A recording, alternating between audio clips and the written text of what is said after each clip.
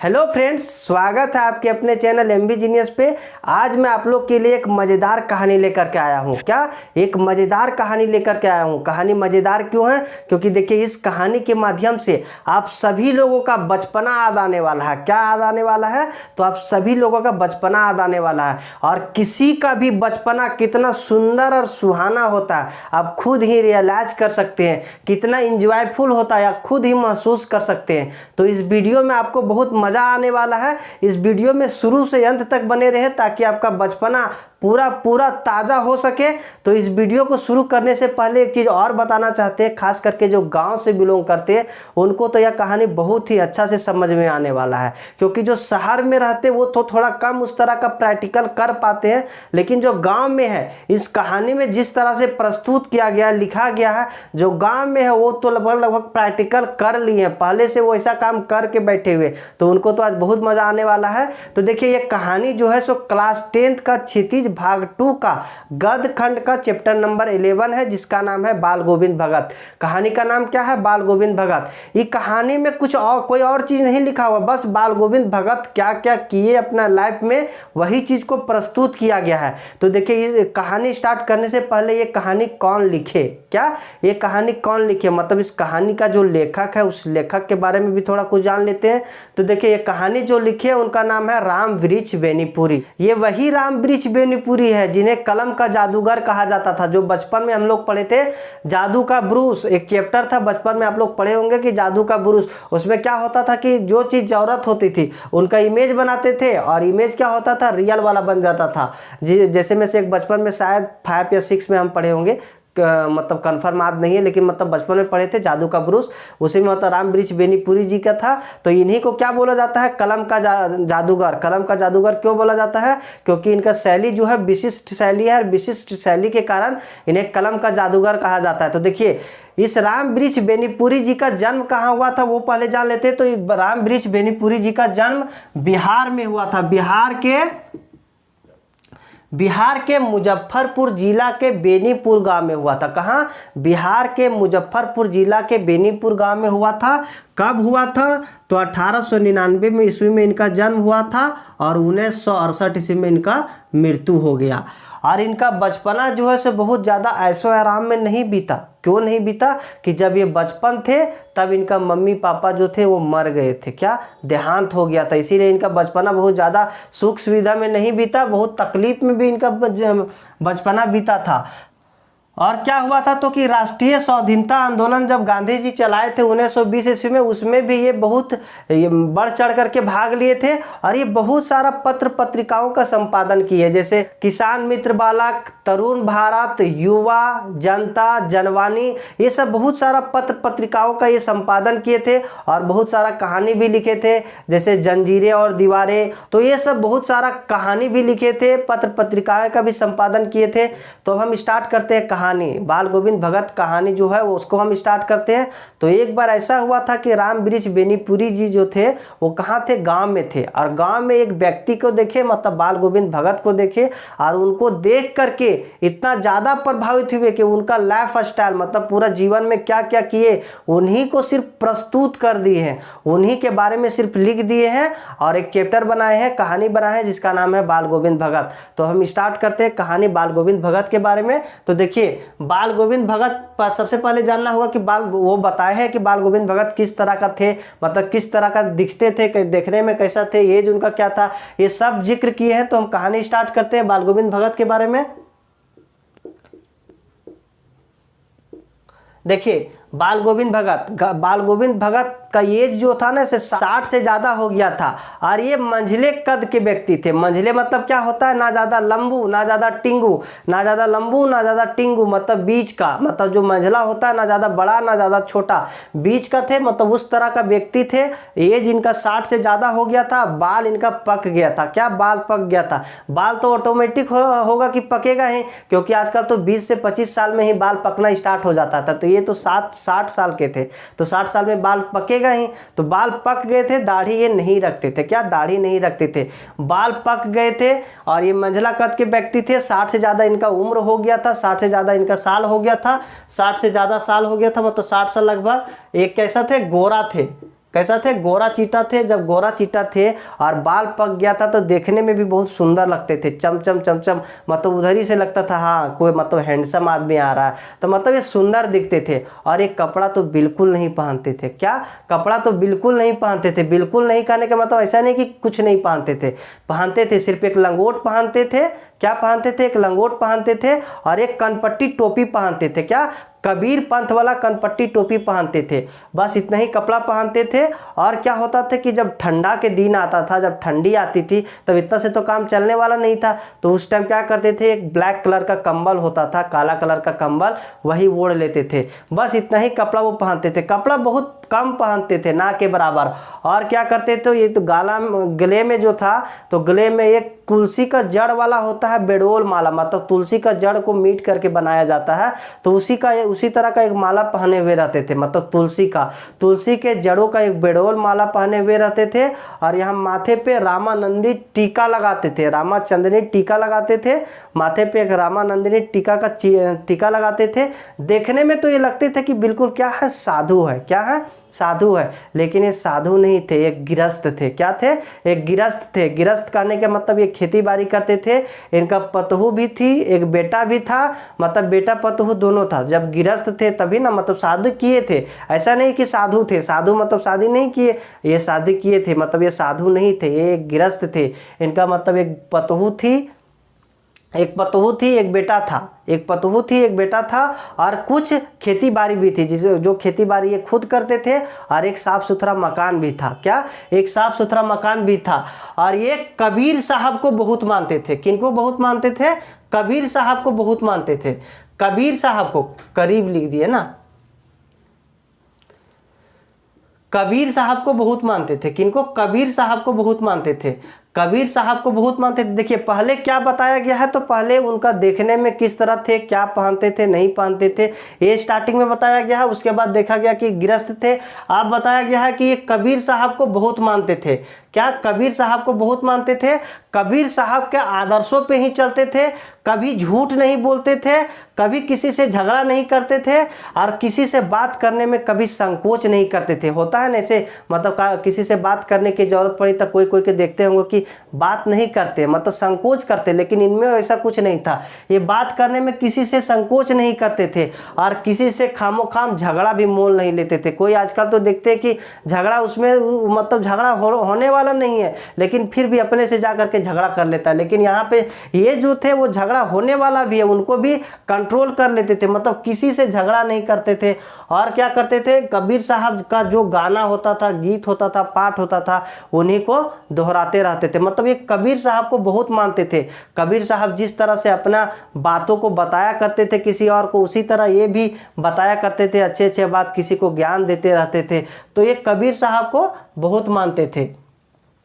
और जब कबीर साहब के बहुत मानते थे तो क्या होता था कि देखिए कुछ तो खेती करते थे ना, तो जब खेती करते थे तो खेती में जितना भी उपज होता था, क्या खेती में जितना भी उपज होता था वो सब के सब वहाँ से ले करके, और यहाँ उनके घर से जो मतलब कबीर मठ था वो कितना था, 4 कोस दूर था। तो जितना भी उपज हुआ, मतलब खेती से जितना भी उपज हुआ फसल, वो सब के सब कहाँ ले जाते थे, कबीर मठ ले जाते थे।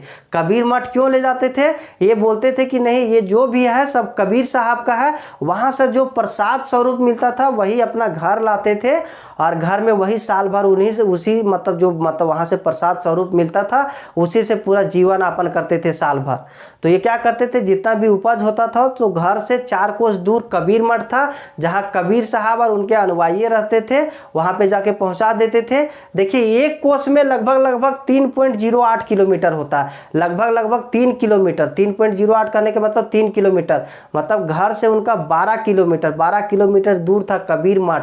वहाँ पे जाते थे और सब का सब फसल वहाँ पे जमा कर देते थे, और वहाँ से जो प्रसाद स्वरूप मिलता था वहीं ले करके आते थे। और रास्ते में आते आते कबीर का जो दोहा होता था, गाना होता था, वो पूरा का पूरा गाते आते थे, क्योंकि कबीर साहब को बहुत मानते थे। कबीर साहब का गाना इनको रग रग में ऐसा बसा हुआ था कि जब भी आते कबीर साहब का गाना अपने धुन में गाते रहते। तो इस तरह से करते रहते, खेती करते तो सबका सब फसल वहाँ पहुँचा देते, जो मिलता गाते हुए आते, और क्या करते फिर वापस घर आ जाते। अब आता है बात आषाढ़ का। कब आता है, आषाढ़। आषाढ़ का। कब का? आषाढ़ का। तो देखिए आषाढ़ में क्या होता है, जो लोग गांव से उनको तो पूरा पता होगा कि आषाढ़ में होता क्या है, क्योंकि हिंदी महीना तो उन लोगों को बहुत अच्छा से याद होता है। तो देखिए आषाढ़ में क्या होता है कि बहुत ज़्यादा वर्षा नहीं तो रिमझिम वर्षा होती रहती है। और क्या होता है उस टाइम में सारा का सारा गाँव कहाँ पे रहते हैं? खेत पे। अब वही बचपना याद आने वाला है। सारा का सारा गाँव कहाँ पे रहते हैं? खेत पे। खेत पे क्या होते रहता है? तो खेत पे धान का रोपाई होते रहता है, कोई बिहन कबाते रहता है, कोई हल चलाते रहता है, कोई मतलब रोप रहा होता है। और बच्चे सब क्या कर रहे होते हैं? बच्चे सब पूरा का पूरा खेत में, देखिए जब धान का खेती होता है तो देखे होंगे खेत को क्या किया जाता है, पूरा का पूरा जोत करके ऐसा कादो बनाया जाता है कि जब उस पर चलिएगा ना तो पूरा का पूरा पैर अंदर घुस जाता है। क्या? पूरा का पूरा पैर के अंदर घुस जाता है। तो उसी माहौल था जब आषाढ़ था तो क्या होता था, रिमझिम वर्षा हो रही थी। और सब बच्चे सब कैसे खेलते हैं, जैसे देखे होंगे आप लोग बचपन में, आप लोग भी खेले होंगे कि जब खेत में कादो हो जाता है उसके बाद सारा बच्चा कादो में किस तरह उछल कर खेलते रहता है। तो इसी तरह आषाढ़ में क्या हो रहा था कि पूरा का पूरा बच्चा सब कहाँ खेल रहे थे? कादो में पूरा का पूरा खेल रहे थे। और कोई रोपा रोप रहा था, और कोई बिहन कबाड़ रहा था, तो कोई क्या कर रहा था, हल चल रहा था। और कुछ औरतें जो थी से कुछ रोपा रोप रही थी, और कुछ औरतें जो थी सो कलेवा लेकर के मेड़ पर खड़ी थी। कलेवा क्या होता है? तो कलेवा बोला जाता है सुबह का भोजन, जो ब्रेकफास्ट आप लोग बोलते हैं तो उसी को बोला जाता है कलेवा। तो कलेवा लेकर के कहां पे खड़ी थी? मेड़ पर। मेड़ किसको बोलते हैं? तो कोई भी खेत देखे होंगे, खेत का जो बाउंड्री होता है, मतलब जितना दूर जिसका खेत होता है वो अपना बाउंड्री देता है, तो उसी बाउंड्री को क्या बोला जाता है? मेड़। तो वही मेड़ पर कुछ औरतें क्या थी? खड़ा थी। मतलब इस तरह का माहौल देख रहे थे। कौन? राम वृक्ष बेनीपुरी जी वही बता रहे थे। और यहाँ पे जो बाल गोविंद भगत थे वो रोपा रोप रहे थे। इतना मशहूर से रोपते थे कि वो और सबको देखे थे तो देखे थे कुछ मतलब पूरी में नहीं लेटाया हुआ, लेकिन जो बाल गोविंद भगत थे उनको जब देखे तो देखे कि बच्चा के जैसा, बच्चा जिस तरह से मतलब पूरा मिट्टी में घुल गया, मतलब कादों में जिस तरह लेटा गया है उस तरह से बाल गोविंद भगत पूरा लेटाए हुए थे। और ठंडी ठंडी हवा चल रही थी, पुरवैया हवा। देखिए जब देखे होंगे आषाढ़ का महीना तो आप लोग को रियलाइज होता होगा कि किस तरह का मतलब मौसम रहता है। तो रिमझिम वर्षा हो रही थी और ठंडी ठंडी पुरवैया हवा चल रही थी। किसी को काम करने में ज़्यादा मन नहीं लग रहा था। क्या? किसी को ज़्यादा काम करने में मन नहीं लग रहा था, लेकिन बाल गोविंद भगत तो मग्न होते थे। कोई भी काम करते थे बहुत अच्छा से करते थे। तो वो तो पूरा अच्छा से काम कर रहे थे।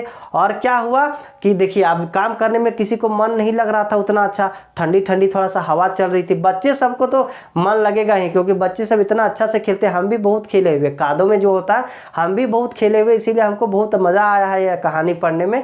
आप लोग को अब भी मज़ा आएगा इस कहानी सुनने में। तो देखिए क्या हुआ कि अब बाल गोविंद भगत क्या स्टार्ट किए? अपना गाना स्टार्ट किए। गाना स्टार्ट किए तो क्या हुआ कि जिनको काम करने में मन नहीं लग रहा था वो सभी का काम करने का जो लय है इतना तेजी से बढ़ने लगा। जो रोपा रोप रहे थे इतना तेजी से रोपने लगे, जो बिहन कबाड़ रहे थे पूरा तेजी से कबाड़ने लगे। तो इनका किनका असर था? बाल गोविंद भगत का। तो ये सब बोलते हैं कि इनका जो गाना है वो गाना नहीं, ये गीत नहीं, यह एक जादू है। क्या है? एक जादू है। मतलब जादू की तरह असर करता था। वो गाना स्टार्ट करते थे और इधर क्या होता था, जादू की तरह सबका मतलब काम करने का जो गति होता है वो तेज हो जाता है। तो इसी तरह से आषाढ़ का महीना मतलब खत्म हो जाता है और आता है भादों का महीना। कब आता है?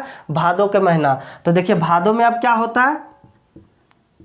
भादों, मार्कर चेंज कर लेते हैं।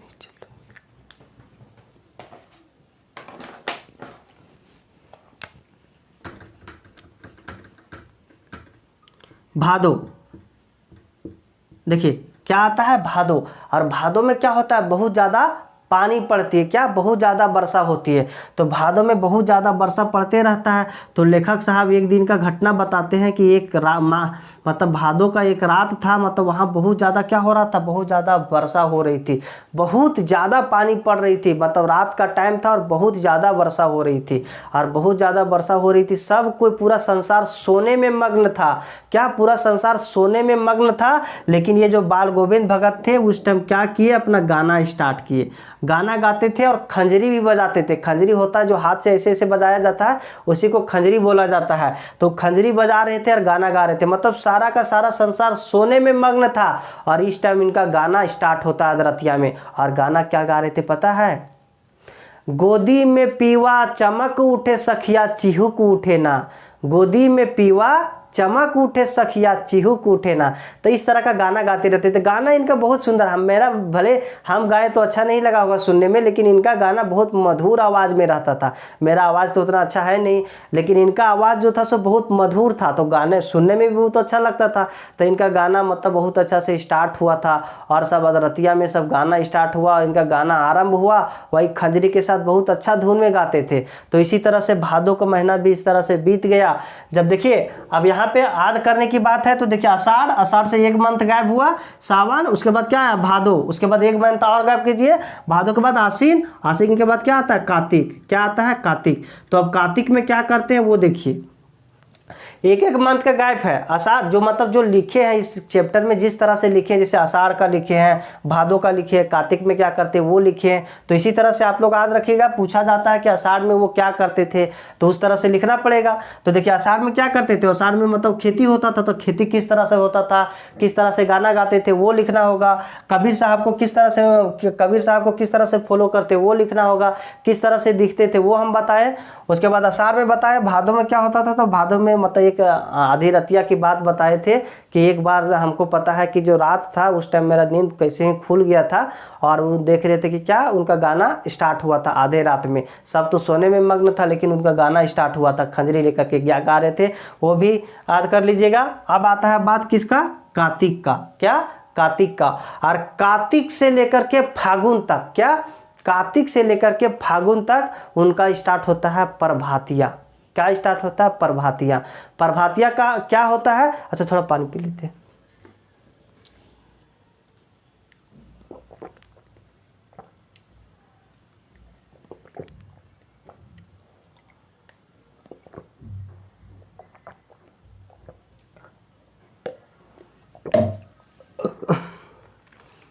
देखिए कार्तिक में क्या होता है, तो कार्तिक में स्टार्ट होता है उनका प्रभातिया, और प्रभातिया कब तक चलता है, तो फागुन तक चलता है। इस कार्तिक में वो क्या करते हैं, कार्तिक से लेकर के फागुन तक इनका एक रूटीन होता है। उसमें क्या करते हैं, सुबह उठते हैं। कब उठते हैं, सुबह उठते हैं, और इतना सुबह उठते हैं कि सब कोई सोया रहता है, पूरा संसार सोया रहता है। और ये क्या करते हैं, पूरा सुबह में उठ करके और घर से 2 मील दूर, कितना, 2 मील दूर नदी होता है, वही नदी में स्नान करने के लिए जाते हैं। और 1 मील में कितना किलोमीटर होता था, 1 मील में 1.6 किलोमीटर, लगभग 1.5 किलोमीटर बोल सकते हैं।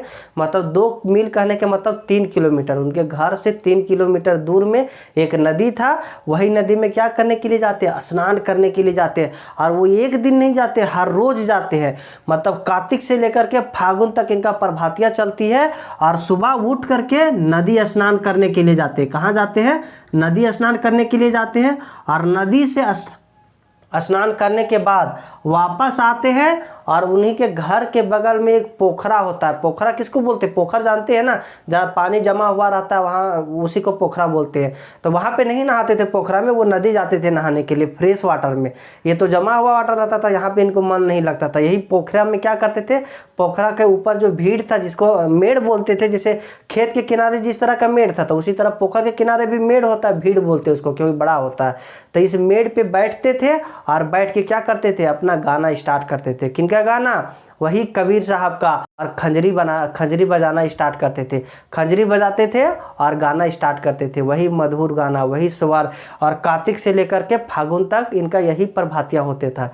और एक दिन क्या हुआ था, एक दिन माघ का महीना था। कब था, माघ का महीना था। और माघ का महीना में हुआ ऐसा कि मतलब जो राम वृक्ष बेनीपुरी जी थे, उनका नींद खुल गया। वो तो मतलब देर तक सोने वाले व्यक्ति थे, ज़्यादा देर तक सोने थे, सोने में तो उनको बहुत मज़ा आता था, वो ज़्यादा देर तक सोते थे। लेकिन एक बार क्या हुआ कि इनका नींद खुल गया। क्या, नींद खुल गया, नींद खुला नहीं, इनका गाना सुन करके इनका नींद खुल गया। नींद खुला और गाना में इतना अट्रैक्टिव, इतना मधुर था कि वो वहाँ से उठ करके और यहाँ से देखने के लिए आ गए कि ये कहाँ पे गा रहे हैं, कैसे गा रहे हैं, ठीक ना। तो वहाँ से उठ करके और इनके मधुर गानों को सुनते हुए आगे कहाँ पे, जहाँ पे वो गा रहे थे वहाँ पे देखे, तो देखे कि पूरा कुहासा था, मतलब आसमान पूरा कुहासा था। और जो तारा होता, स्टार होता, वो दीपक की तरह जल ही रहा था, मतलब स्टार भी गायब नहीं हुआ था। सोचिए कितना सुबह में उठ करके वो गाना गाते थे। तो यहाँ पे देखिए कि पूरा का पूरा कुहासा था, पूरा कपकपाने वाला ठंडा था। क्या पूरा कपकपाने वाला ठंडा था। पूस में जानते हो कि कितना ज़्यादा ठंडा होता है, माघ पूस में, और ये कार्तिक से लेकर के फागुन तक इसी तरह करते थे, तो बहुत ज़्यादा ठंडा था, कपकपाने वाला ठंडा था। और यहाँ से देखे वो तो क्या कर रहे थे पता है, गाना गा रहे थे और खंजरी बजा रहे थे, गाना गा रहे थे और खंजरी बजा रहे थे, और ब्लैक कलर के कंबल तो ओढ़े हुए थे। जो शुरू में हम बता दिए कि ठंडा जब आती थी तो ब्लैक कलर का कंबल ओढ़ लेते थे, तो कंबल ओढ़े हुए रहते थे। लेकिन बार बार क्या होते रहता था, तो ये गाने में मग्न हो जाते थे, और जो कंबल था वो क्या होता था, सरक जाते रहता था, मतलब सरक करके गिर जाता था। इनको पता नहीं चलता था कि मेरा कंबल गिर गया उतना ठंडा में, ये तो कपकपा रहे थे ऐसे ऐसे, लेकिन वो ऐसे इतना मग्न थे कि कंबल भी गिर जाता था, लेकिन उनको पता नहीं चलता था। कभी कभी फिर से खींच लेते थे, फिर से ओढ़ लेते थे, और कभी कभी गाते गाते बजाते बजाते इतना मग्न हो जाते, इतना मग्न हो जाते कि लगता है कि अब खड़े होकर के नाचने लगेंगे। क्या, खड़े होकर के नाचने लगेंगे। इतना मग्न, मतलब कोई भी चीज़ में इतना प्रेम होता है कि उनको पता ही नहीं चलता कि अब क्या होने वाला है। तो वो देखे तो उनको क्या महसूस हुआ कि अब लग रहे है कि खड़ा होंगे, और खड़ा होकर क्या करेंगे, नाचेंगे। तो इस तरह से इनको फील हो रहा था। अब इसी तरह से फागुन बीत जाता है, अब आ जाता है गर्मी का दिन। जैसे फागुन बीतता है तो गर्मी आने लगता है, तो गर्मी में वो शाम में क्या देते थे, सांझा देते थे। सांझा मतलब दीपक जलाते थे। तो उस उमस भरी गर्मी में जब दीपक जलाते थे ना, तो पूरा वातावरण लगता था कि शीतलमय हो गया। शीतलमय मतलब सुहाना, ठंडा ठंडा हो गया। तो ये माना जाता है कि शीतलमय हो जाता था। ये कौन बोल रहे हैं, सब बोल रहे हैं राम वृक्ष बेनीपुरी जी। उनके जीवन में जो जो हो रहा है, जो देखिए वही चीज़ को बस प्रस्तुत किए हैं। तो वही बोले कि जब गर्मी के दिन में सांझा देते थे तो उनका जो मतलब इन्वायरमेंट था सो लगता था क्या कि शीतलमय हो गया था। और क्या करते थे, अब गर्मी के दिन में इनका काम था कि आंगन में बैठ करके वही गाना गाते थे। किनका गाना, कबीर जी का। तो कबीर जी का गाना पूरा गाते थे। तो इनका जो अनुयायी थे, मतलब इनका जो प्रेमी थे, इनका जो चाहने वाले थे, कोई ना कोई तो इनका भक्त बन गया होगा ना, क्योंकि इतना अच्छा चरित्र का व्यक्ति, इतना सीधा साधा व्यक्ति, तो इनका तो मतलब जो फेवर में है वो तो बनेगा ही। मतलब जिनको भी सुनने में मज़ा आता होगा, इनका गाना अच्छा लगता होगा, तो वो भी क्या आ जाते थे, उनके आंगन में आ जाते थे। और उनका आंगन में आ जाते थे और क्या होते थे, कबीर साहब मतलब जो होते स्टार्टिंग में शुरू बोलते जाते थे और दोहराते जाते थे इनके बातों को। कौन, इनका अनुयायी जो थे, मतलब इनका जो प्रेमी थे, वो सब दोहराते जाते थे, तो बात को दोहराते जाते थे। तो कभी कभी ऐसा होता था कि आंगन तो पूरा नृत्यमय हो जाता था। और क्या क्या हो जाता था, आंगन तो पूरा संगीतमय हो जाता था। आंगन कैसा हो जाता था, तो आंगन पूरा संगीतमय हो जाता था। और कभी कभी ऐसा होता था कि सब का सब उठ करके और नाचने लगते। क्या, नाचने लगते। तो आंगन पूरा नृत्यमय, संगीतमय हो जाता। आंगन देखने लायक होता। कोई जाकर के देखता था तो लगता था क्या गाना है, क्या डांस, मतलब पूरा का पूरा नृत्यमय, संगीतमय आंगन हो जाता। लेकिन इनका नृत्य और संगीत का चरम उत्कर्ष उस दिन देखा गया जिस दिन इनका बेटा का मृत्यु हुआ। क्या, इनका संगीत साधना का चरम उत्कर्ष उस दिन देखा गया जिस दिन इनकी बेटा का मृत्यु हुआ। मतलब इसके बेटे जब मरे थे उस दिन इनका संगीत साधना का चरम उत्कर्ष, मतलब किस तरह से गा रहे थे, कि क्या कर रहे थे, कि गाना छोड़ दिए थे, वो उस दिन देखने को मिला। तो क्या हुआ कि इनका बेटा जो था ना, तो इनका बेटा जो था सो सुस्त था। सुस्त मतलब एक होता है सुस्त टाइप का, जिसको भोंदा बोलते हैं, तो उसी तरह से इनका बेटा था। लेकिन इनका पतोहू जी थे से बहुत ही सुंदर और सुशील थी, बहुत ही समझदार थी। तो ये मतलब ये मानते थे कि जो लोग सुस्त होते हैं वो प्यार का ज़्यादा हकदार होते हैं, उनको ज़्यादा प्यार मिलना चाहिए। तो ये अपना बेटा से बहुत प्रेम करते थे, अपना बेटा को बहुत मानते थे, और बहुत ही चाव से, मतलब बहुत ही ढूंढ करके लाए थे। बहुत ही छानबीन के बाद एक सुंदर सुशील बहू मिली थी जो कि इनके बेटा को ठीक से देख रेख कर सके। तो इनका बहू जो थी से बहुत ही सुंदर और सुशील थी, मतलब अपना घर को अच्छा से संभाल लेती थी। तो इनका जब शादी करवाया गया तो ये थोड़ा सुस्त थे, तो इनको ज़्यादा प्रेम करते थे। तो क्या हुआ एक बार कि इनका बेटा का बीमार थे, और बीमार थे तो उस टाइम तो ज़्यादा ध्यान दिए नहीं और दे नहीं पाए, क्योंकि अपना काम में थोड़ा सा बिजी रहते थे, लेकिन प्रेम करते थे बहुत ज़्यादा। लेकिन क्या हुआ कि एक बार मृत्यु हो गई, मतलब उनका बेटा जो है सो मर गए। तो देखो मरने के बाद तो सबका ध्यान इधर ही खींचा जाता है। तो मतलब इनका भी ध्यान मतलब अब देखने लगे कि मर गए, तो और सब गांव को पता चला कि नहीं मर गए, तो सब गांव वाले आए। क्योंकि देखिए कभी भी कोई व्यक्ति मरता है तो और आसपास के भी लोग जाते हैं, वहाँ पे जमा होते हैं।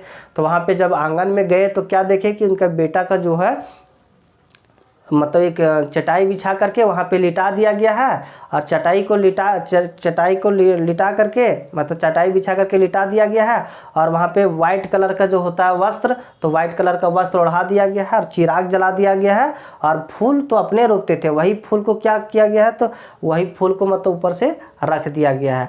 और क्या था कि इनका जो बहू थी, पतोहू थी, वो बहुत ज़्यादा रो रही थी। क्या बहुत ज़्यादा रो रही थी? तो गांव की जो औरतें थी वो चुप कराने में लगी हुई थी, किसी तरह से भी समझा रही थी। जैसे जिस तरह आप लोग खुद देखे होंगे कि गांव में किस तरह से कोई मरता है तो किस तरह से कोई रो रहा होता है, कोई चुप करा रहा होता है। तो इस तरह से उस महिला को मतलब उनके जो पतोहू थी उनको चुप कराने में सब लगे हुए थे।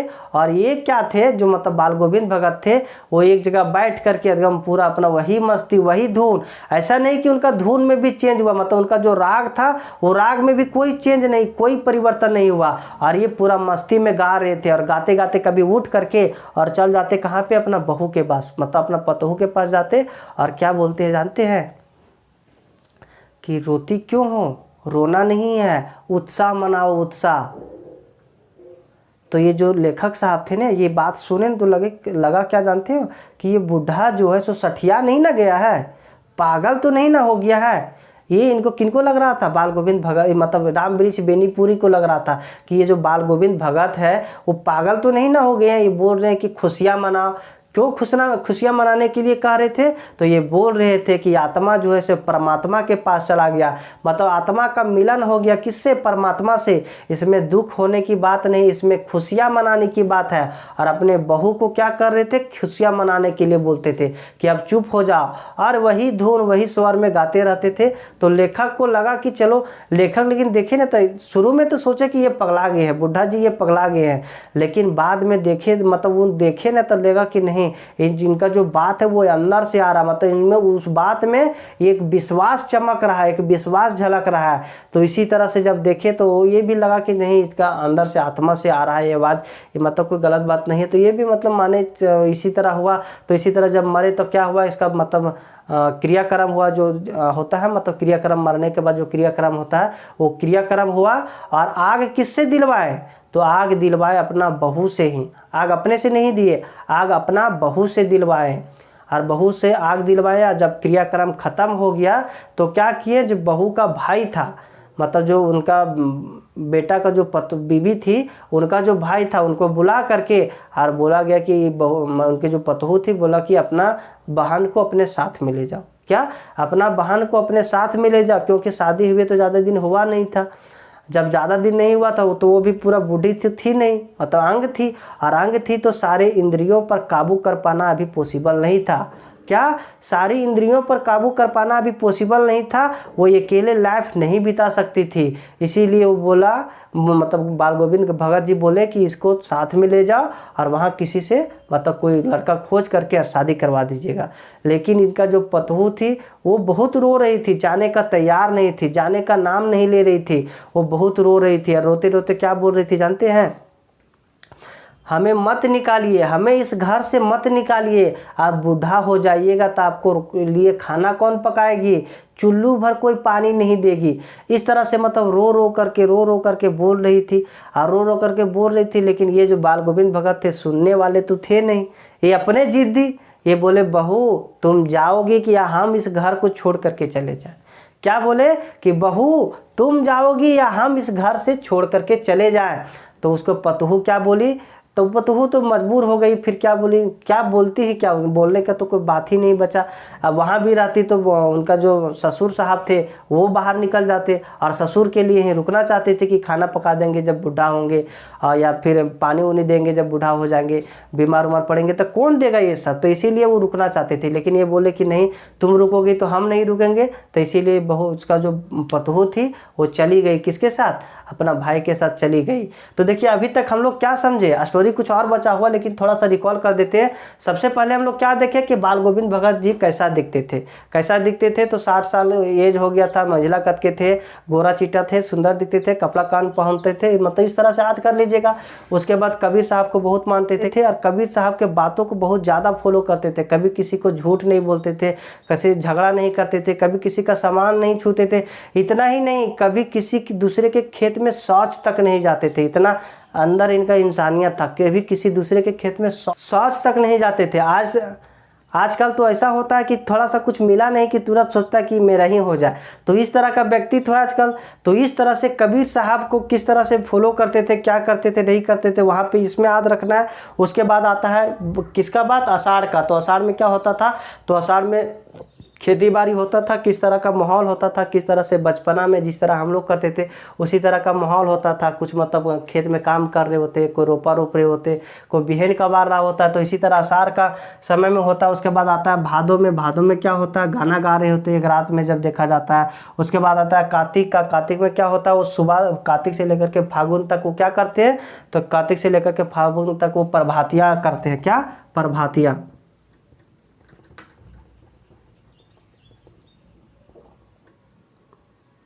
क्या करते हैं, प्रभातिया। प्रभातिया कार्तिक से लेकर के फागुन तक प्रभातिया करते हैं। और माघ में, माघ का एक महीना था जब लेखक जी जा करके सुबह सुबह उठ करके देखे तो क्या देखे कि वो मतलब कहाँ पे, पोखरे पे बैठ करके, और कुश का चटाई था, वही चटाई पर बैठ करके पूरब की ओर मुँह करके वहीं पर बैठ करके क्या गा रहे होते थे, गाना गा रहे होते थे। तो इसी तरह से देखा जाता था कब, कार्तिक से लेकर के फागुन तक। उसके बाद देखा गया कि जब गर्मी आता था वो सांझा देते थे, तो सांझा में कैसा लगता था, शीतलमय लगता था। और उनके अनुयायियों के साथ आंगन में बैठ करके क्या करते थे, गर्मी में गाना गाया करते थे। और गाते गाते कभी कभी लगता था कि देखिए पूरा आंगन जो है सो नृत्यमय संगीतमय हो गया है। तो इस तरह से वो गाना गाते रहते थे।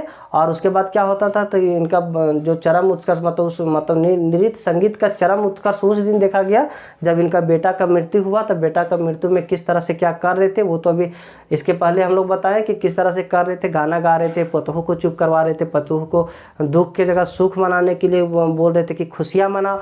और क्या किए लास्ट में कि वो बोले कि कार्यक्रम तो अपना पतोह से करवाए, आग मतलब अपना पतोह से दिलाए, और उसका भाई को बुला करके बोले कि साथ में ले जाओ। जब साथ में चली जाती है तब इनका क्या होता है, तो देखिए अब ये क्या करते हैं कि हर वर्ष ये क्या करते हैं, हर वर्ष ये जाते हैं गंगा स्नान को। कहाँ जाते हैं, गंगा स्नान को जाते हैं। और जो इनके घर से 30 कोस दूर था, कितना था, 30 कोस दूर था। तो यहाँ से गंगा स्नान हर वर्ष जाते थे वो। तो हर वर्ष जाते थे जो 30 कोस दूर था। और एक कोस का डिस्टेंस तो पता ही है कितना है, 3.08 किलोमीटर, लगभग 3 किलोमीटर, मतलब 30 या 90 किलोमीटर वो गंगा स्नान को जाते थे। कहाँ जाते थे, गंगा स्नान को। और ये आने जाने में लगभग 4 से 5 दिन लग ही जाता था। लेकिन ये क्या थे, एक गिरस्थ थे। गिरस्थ करने के मतलब खेती बाड़ी खुद करते थे।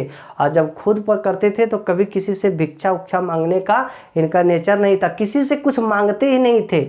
मतलब जो घर से खाए वही खाना खाए हुए सिर्फ पानी ले जाते थे। तो रास्ते में कभी प्यास लगता था तो पी लेते थे, और वही खाना खा करके निकले और गंगा स्नान करने के बाद वापस घर लौटते थे। ये सीधा बोलते थे कि गृहस्थ क्या मांगे भिक्षा, गृहस्थ क्यों मांगे भिक्षा, मतलब जो अपने से खेती बाड़ी करता है वो क्यों किसी से भिक्षा मांगेंगे। तो ये किसी से भिक्षा वगैरह नहीं मांगते थे। तो इसी तरह आने जाने के क्रम में जैसे एज भी हो गया था, तो एज हो गया था तो इनका क्या हो गया, एक बार आए उधर से तो इनका तबीयत थोड़ा सा खराब हो गया। क्या, तबीयत खराब हो गया। जब तबीयत खराब हो गया तो खाने पीने के बाद भी इनका तबीयत कुछ ऐसा सुधरा नहीं। मतलब खाए पिए, खाना वाना खाए, लेकिन तबीयत इनका कुछ सुधरा नहीं। और जिस तरह का मौत इनको चाहिए था उसी तरह का मौत इनको मिला है। क्या, जिस तरह का मौत का ये एक्सपेक्ट किए थे कि इस तरह से मौत का समय आता, तो उसी तरह से मौत इनका हुआ है।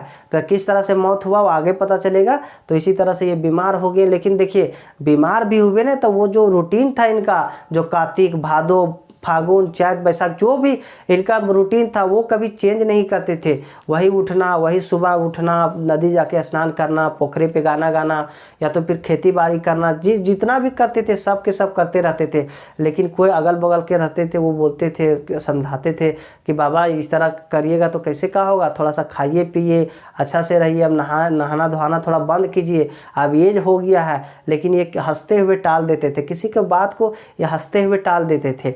तो इसी तरह से क्या हुआ कि एक बार शाम में हुआ ये कि वो गाना गा रहे थे। क्या कर रहे थे, गाना गा रहे थे। और इनका गाना सुन करके लेखक को क्या लगा कि इनका जो राग जो है वो पहली बार ऐसा लगा कि धागा टूट गया। धागा टूट करने का मतलब राग में उतना कोई दम नहीं था, मतलब पूरा, मतलब थोड़ा सा अच्छा नहीं सुनने में लगा, मतलब लग रहा था ऐसा कि फील हो रहा था कि जैसे धागा टूट गया है, राग का जो धागा है वो टूट गया है। और जब भोर में देखा गया कि भोर में गाना ही नहीं गाए, क्या भोर में गाना ही नहीं गाए, तो सब आसपास के लोग जाकर के देखे कि गाना क्यों नहीं गाए, तो क्यों नहीं गाए तो देखे जाकर के, तो देखे कि बाल गोविंद भगत जो है सो मर गए थे। क्या हुए थे? मर गए थे। मतलब इनका जो मृत्यु हुआ था वो गाते गाते मरे, मतलब लाइफ तक अंत तक ये गाते रहे और गाते गाते ही मरे। इनका जो रूटीन था वो कभी छोड़े नहीं। देखिए, और हम लोग को आज रूटीन बनाएंगे पढ़ने के लिए कि आज से पढ़ेंगे और कल वो रूटीन मतलब क्या कर देंगे, अनफॉलो कर देंगे, मतलब पढ़ेंगे नहीं वो रूटीन को। लेकिन ये देखिए एज मतलब समाप्त होने के बाद भी कितना ज़्यादा बूढ़ा हो गए थे, कितना एज हो गया था, उसके बाद भी अपना रूटीन को फॉलो किए। लेकिन आज हम लोग को देखते हैं कि आज रूटीन बनाए, 2 दिन फॉलो, तीसरा दिन से बस वही बात।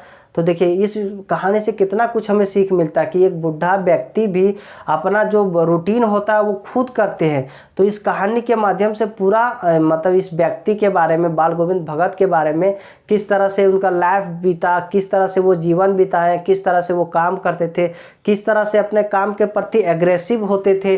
तो ये कहानी में बहुत कुछ सीखने का मिलता है। और बहुत ये कहानी पढ़ने में तो हमको बहुत अच्छा लगा था, क्योंकि इस कहानी को पढ़ने के बाद हमें बहुत सारे जो आदत थी बचपन का, जो आषाढ़ में वही रिमझिम वर्षा जो होती थी, जब खेती होते रहता था वही रिमझिम वर्षा, वही सब गाते रहते था, और उसी तरह से कादों में खेलना कूदना, तो बहुत ज़्यादा हमको अच्छा लगा था पढ़ने में। तो आज के लिए इतना ही। अब नेक्स्ट वीडियो बहुत जल्दी आएगा, और नेक्स्ट वीडियो लखनवी अंदाज का रहेगा। क्या? लखनवी अंदाज।